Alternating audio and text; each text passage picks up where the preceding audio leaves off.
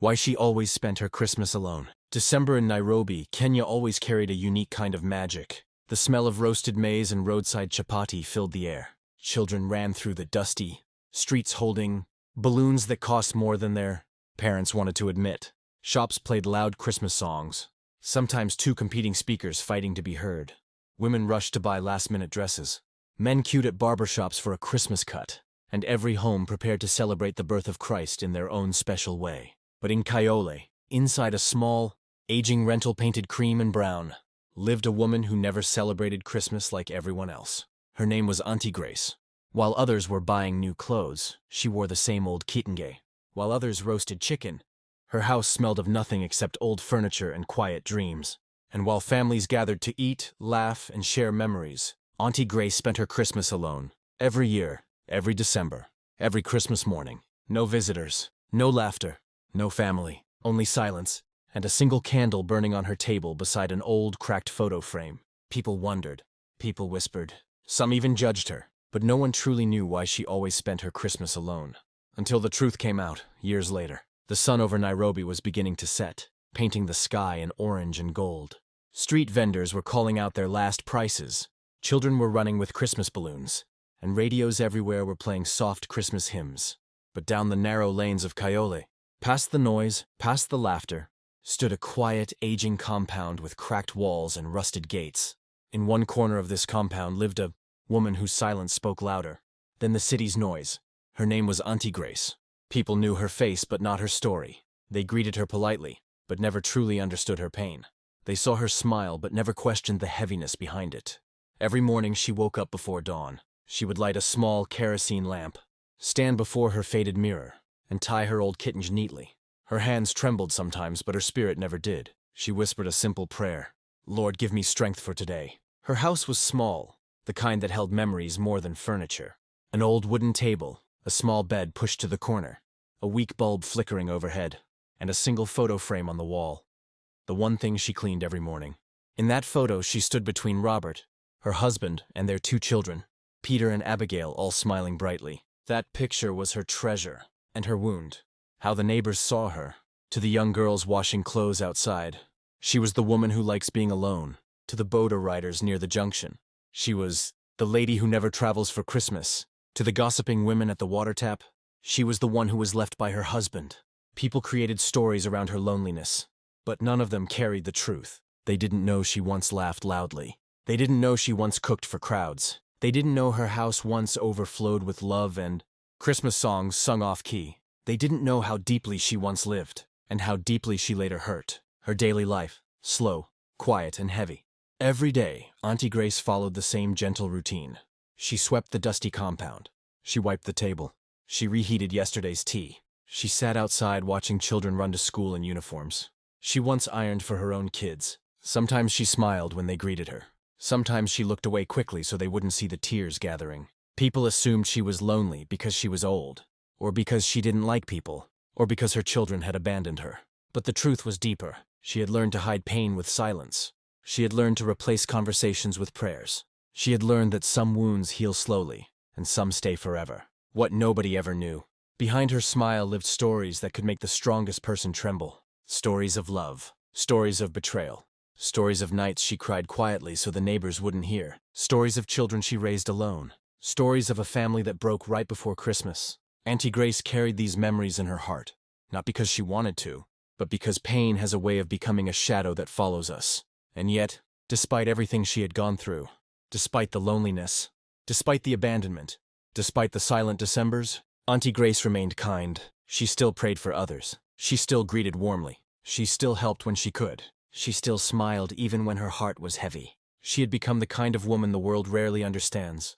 A woman who survives storms quietly. A woman whose silence wasn't emptiness but strength. A woman who carried pain with grace. And that is why people misunderstood her. They saw the surface, but they never knew the depth.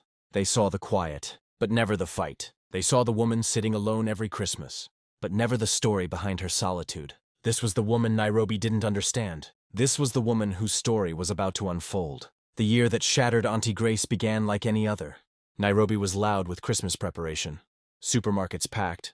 Radios playing Mariah Carey and old African Christmas classics. Traffic jams stretching from Kaiole to the city center. Everywhere, people smiled with the excitement of the season, except inside the small cream and brown rental at the corner of the estate. Inside that house lived a woman who had no idea her life was about to collapse. Auntie Grace had spent the whole week preparing for Christmas as she always did. She woke early to clean the curtains, scrub the floor, and organize the small living room. She bought paper stars for the wall and even managed to get a half-kilo of meat, a luxury for her. She had saved every coin for that day, not for herself, but for her family, for Robert, her husband, for Peter and Abigail, her children. She wanted them to feel the excitement she felt when she was younger. She wanted them to taste joy. She wanted them to experience a Christmas filled with warmth, love, and laughter. She believed she still had a family, but what she didn't know was that Christmas was about to become her most painful memory. It had started months earlier. Robert, once a loving and prayerful man, began changing quietly. He came home late, then later, then sometimes not at all. He smelled different, walked different, talked different. He stopped praying with the family. He stopped eating at home. He stopped asking about the children. When Auntie Grace asked him lovingly, "Robert, is there something wrong?" he would reply sharply, "You worry too much. You nag me. Not every late night means trouble." But she knew. Every woman knows.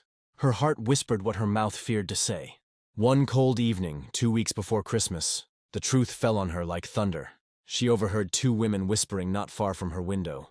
"Have you seen Robert walking around with that woman from the next block? He even bought her a Christmas dress. Did you see how they hold hands? He left poor Grace long ago. That man is now building another home." The words sliced through her like a knife. Her knees weakened. Her throat tightened.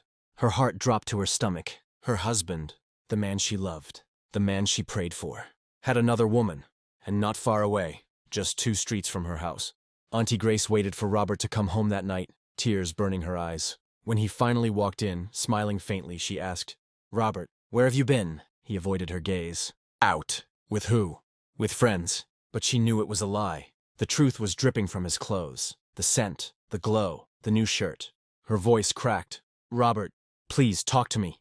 Instead of comfort, she received anger. "I won't be questioned in my own house." He stormed out that night. The door slammed so loudly the neighbors woke up.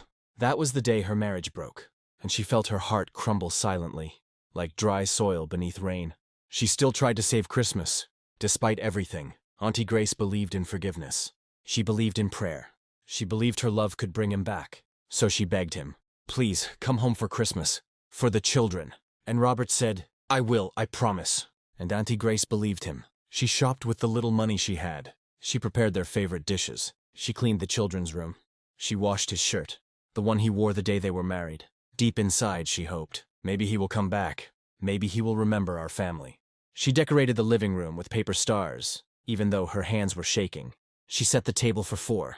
She cooked chapati, chicken stew, and rice. She even wrapped a small gift for him, a leather wallet she had saved for months to buy. Then she dressed up in her best kitenge. She sat. She waited. Her children waited too, peeking through the gate every few minutes. Hours passed. The food grew cold. The chapati hardened. And still, Robert did not come. The painful Christmas night. As the sun set and the neighborhood exploded with celebration. Fireworks, laughter, loud music. Auntie Grace felt something break inside her. Her children ate quietly. Abigail cried in her plate. Peter asked, "Mama, will Dad come?" She swallowed her tears. "Yes, my son. He will come." But even she didn't believe her own words. Midnight came. The gate remained still. Robert did not show up. Auntie Grace cleaned the plates with shaking hands. She packed the leftover food. She turned off the Christmas lights one by one. And then she sat on the floor and cried. Not the loud kind of crying, but the painful, silent kind. The kind that makes your chest burn. The kind that makes your soul ache. The kind that tells you life has changed forever. It was the Christmas that shattered her heart. The Christmas she realized she had lost her family.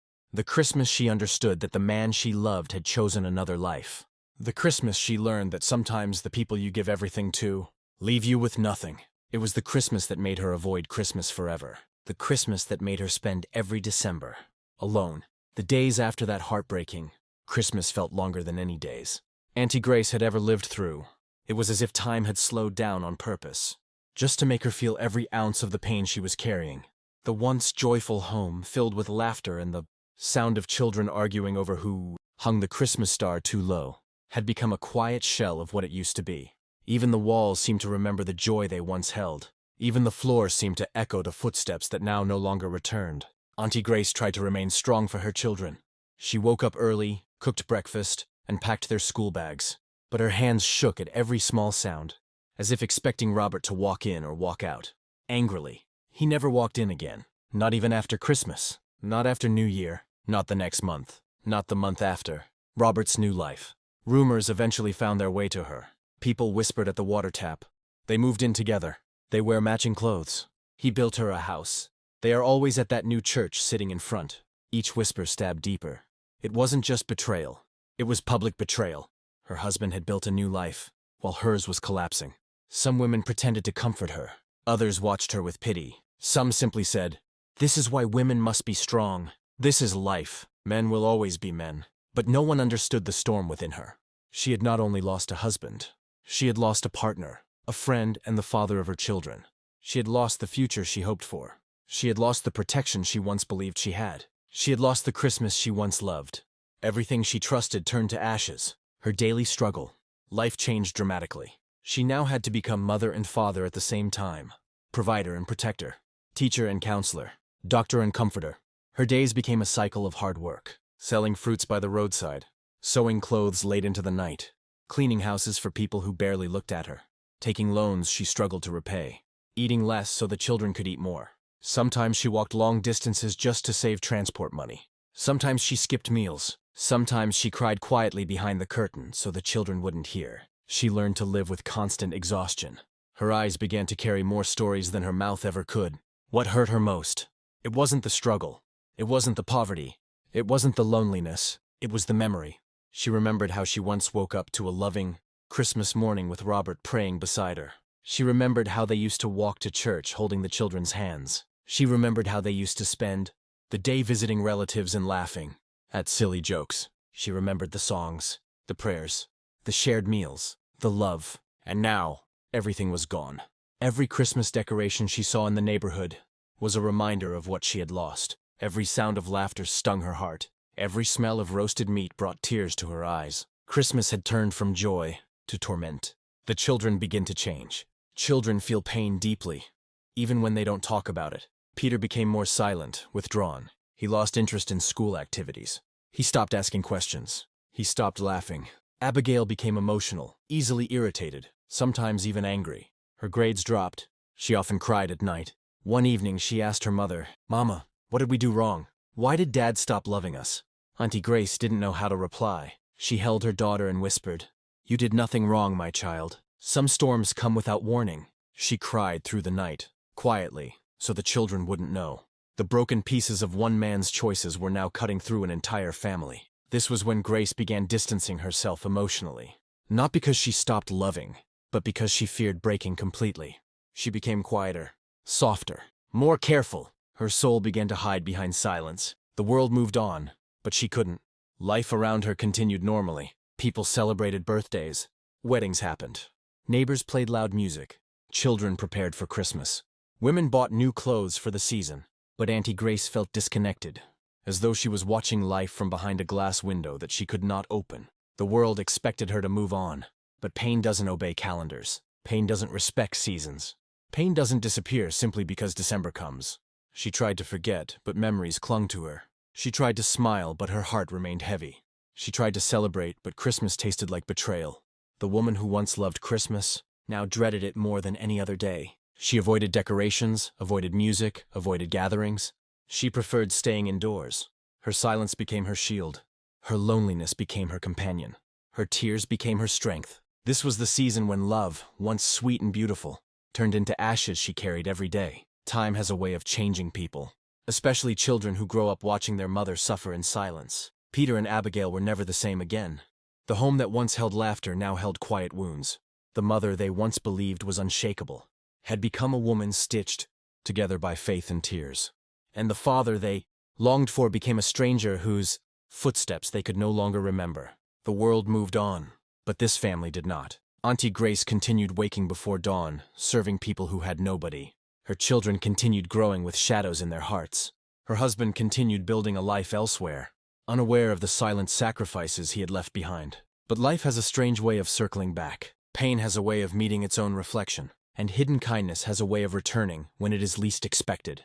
As Christmas after Christmas passed quietly in Cayole, the seeds Auntie Grace planted in tears were preparing to bloom in a way no one saw coming. Because God is never blind to silent givers, and no wound remains open forever. But what happens when years of quiet suffering finally collide with truth? What happens when the children return to the very pain they ran away from? And what happens when a man who broke everything suddenly needs forgiveness he never deserved? The story is not finished. The miracle is not yet revealed. The restoration has not yet begun. Join me in part 2, where the truth returns home, old wounds open, and the Christmas nobody expected finally arrives.